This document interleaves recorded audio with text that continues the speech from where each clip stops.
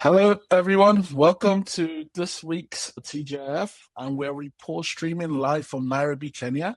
So we had a Bittensor Ideathon.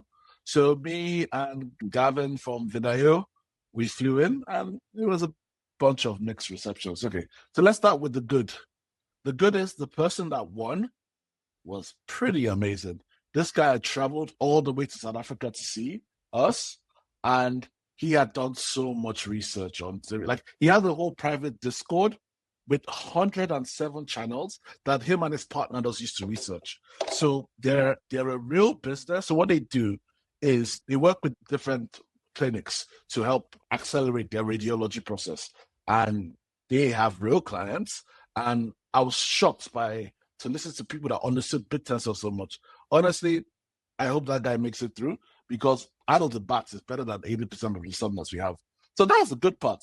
The second part, the bad part was the place was fucking empty. So the organization leaves a lot to be desired.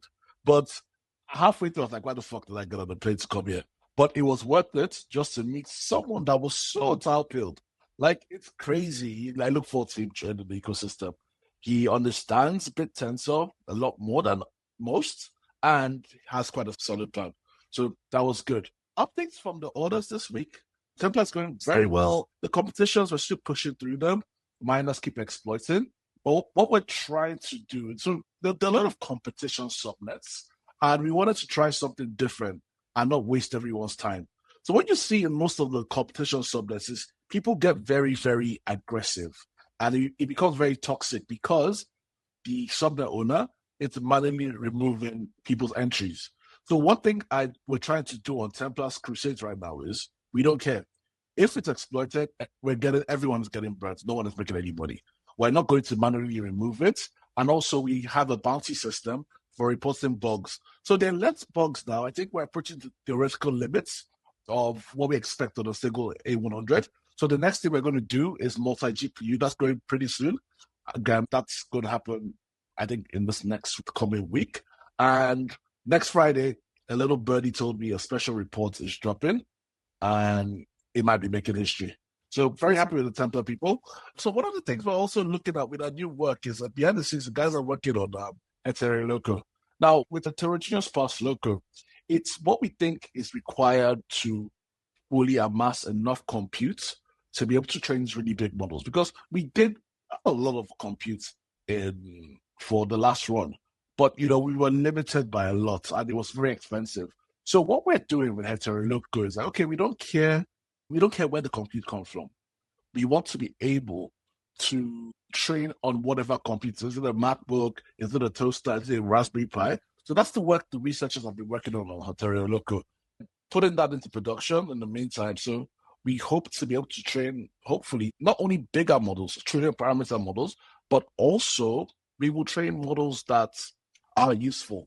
So that is pretty exciting. On Grail is going well. So we're going into kernel verification. So we're moving to the written, our technology allows us to do decentralized training at near centralized speed, which is crazy. So we want to train a good model with kernel verification. So this also takes us into an interesting aspect of RL training, which is multi-turn and long horizon training. Is pretty much solo on that, and hopefully we can get more from that soon. Now, the interesting shit, Basilica. Okay, first off, Evan Handel are smashing it.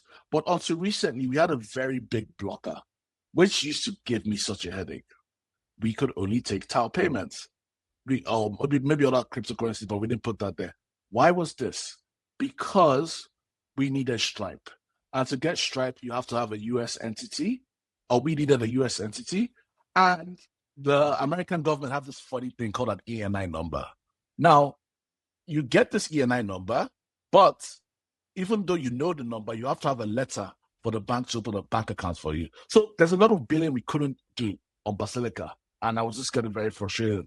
So we set the application off like last October, and it only just came this week because the American government decided to shut down. Now, we're not going to go into the details of how insane that is, but we're just happy finally Basilica has payments, and we can start to ramp up our outreach, our go-to-market, because, one of the biggest problems with crypto payments, I mean, doing very well with the services we offer within Bittensor, but to go outside Bittensor, onboarding has to be frictionless. And if it's ever go and buy a tile to do this, it's not going to work. It'll get a very high bounce rate. And I don't think that we wanted that to market that out externally. So that's good.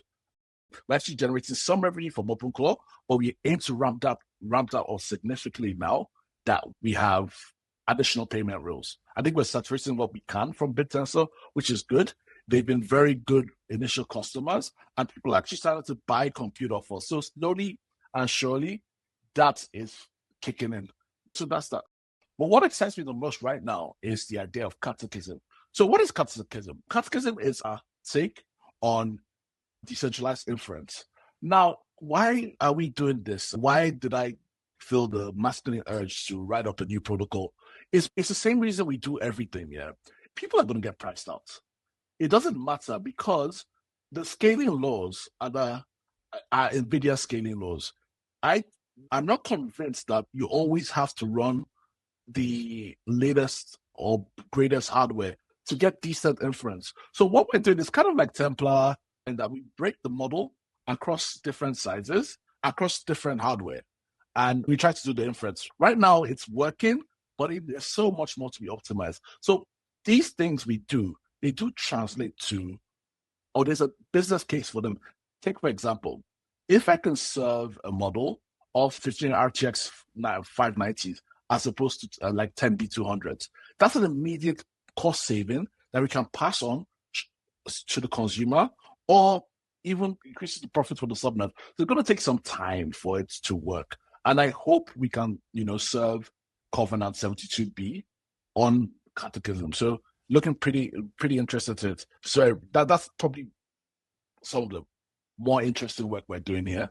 I'm currently writing the initial version, like I do most of the work, but I think somebody more capable in the team will take that on once we have set the direction. So that's it. It's more research now, but hopefully we serve our next model on it to demonstrate that, hey, we can get good decentralized inferences.